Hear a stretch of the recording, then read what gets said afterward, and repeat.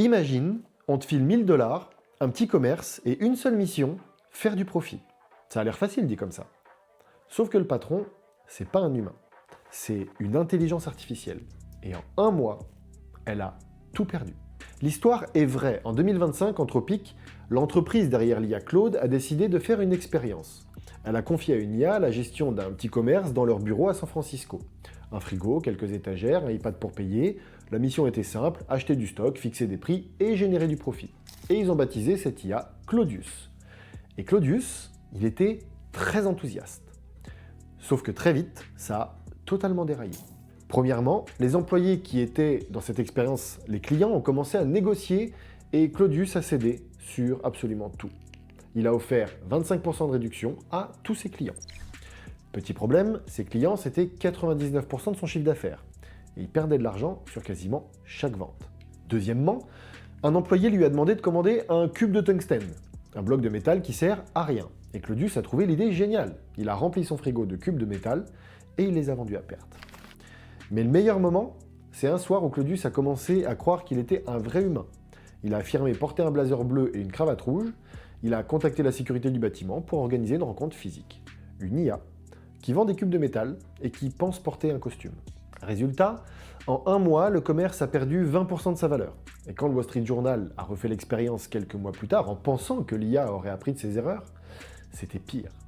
L'IA a commandé une PlayStation 5, un poisson vivant, des bouteilles de vin et a fini par tout donner gratuitement.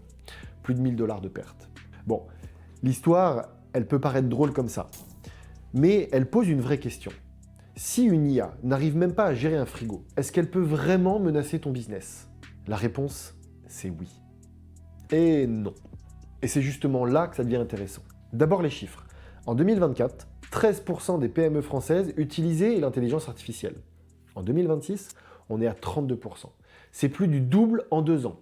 Et pour l'IA générative, du type ChatGPT, Copilot, Midjourney, on parle de 31% d'adoption dans les TPE-PME. Mais voilà le chiffre qui devrait te faire réagir. 58% des dirigeants de PME considèrent maintenant l'IA comme un enjeu de survie à moyen terme.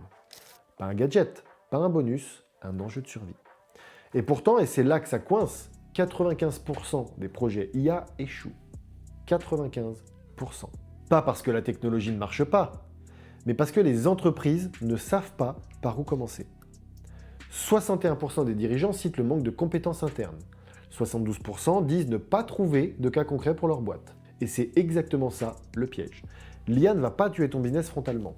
Elle ne va pas débarquer et te remplacer du jour au lendemain. On l'a vu avec Claudius, elle n'est même pas capable de gérer un frigo. Ce qui va tuer ton business, c'est ton concurrent qui, lui, a compris comment utiliser l'IA. Alors parlons des 5% qui réussissent. Qu'est-ce qu'ils font de différent? Eh bien la première chose, c'est qu'ils ne commencent pas par la technologie, ils commencent par le problème. L'erreur classique, c'est de se dire « il faut que j'utilise l'IA ».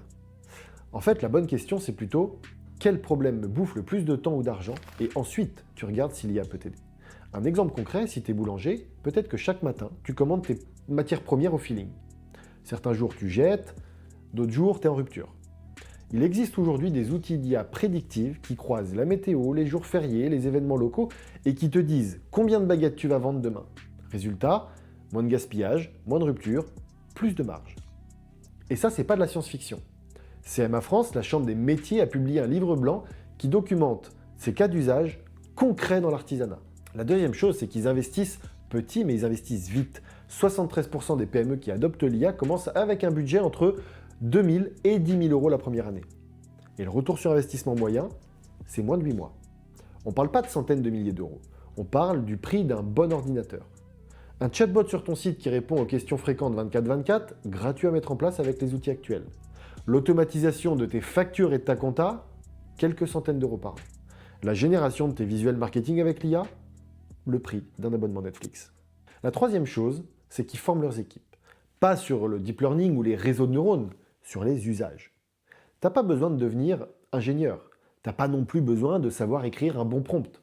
T'as besoin de comprendre ce que l'IA sait faire et ce qu'elle ne sait pas faire. La différence entre Claudius qui ruine un commerce et une PME qui gagne 2 heures par jour, c'est pas la technologie, c'est la méthode. Maintenant, concrètement, si tu es artisan, commerçant ou dirigeant de PME, voilà les 3 choses que tu peux faire dès cette semaine. Pas dans 6 mois, mais dès cette semaine. La première chose, c'est d'identifier la tâche la plus chronophage et la moins stratégique. Celle que tu fais en mode pilote automatique, répondre aux mêmes mails, relancer des devis, saisir des données, planifier tes rendez-vous. C'est par là que tu commences. Le plan Oser l'IA, lancé par le gouvernement et la Chambre des métiers, documente que l'IA fait gagner en moyenne 2 heures par semaine aux artisans. 2 heures sur un an, c'est plus de 100 heures récupérées pour ton cœur de métier. La deuxième chose, c'est de tester un outil gratuit pendant 30 jours. Je ne te demande pas d'investir, je te demande de tester. ChatGPT gratuit pour rédiger tes posts, tes réponses clients, tes descriptions produits. Canva avec son IA intégrée pour tes visuels, DeepL pour tes traductions si tu travailles à l'international. Le but, c'est pas de devenir expert en une semaine, c'est de comprendre par l'usage, de voir par toi-même ce qui marche et ce qui ne marche pas pour ton activité. La troisième chose, c'est de te renseigner sur les aides.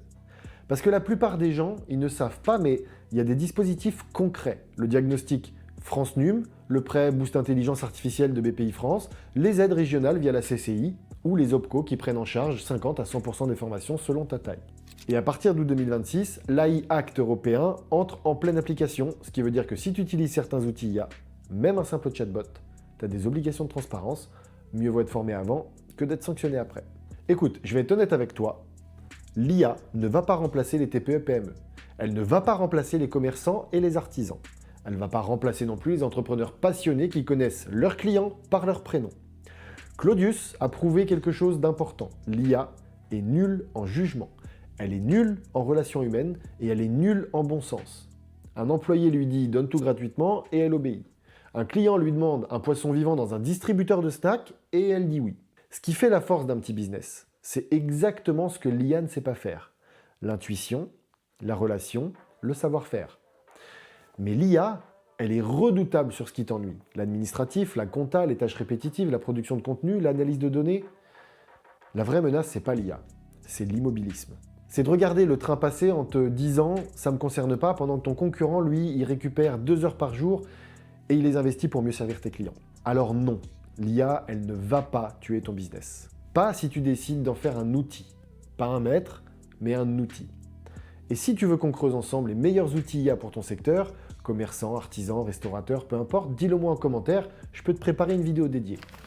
En attendant, commence à utiliser l'IA. Ne stocke pas de poissons dans un distributeur, même si elle te le dit. Par contre, si elle te dit de t'abonner à la chaîne, elle aura totalement raison. Alors abonne-toi, active la cloche des notifications pour ne rien louper, et nous, on se retrouve la semaine prochaine pour 2 sujets passionnants. À très bientôt les dirigeants.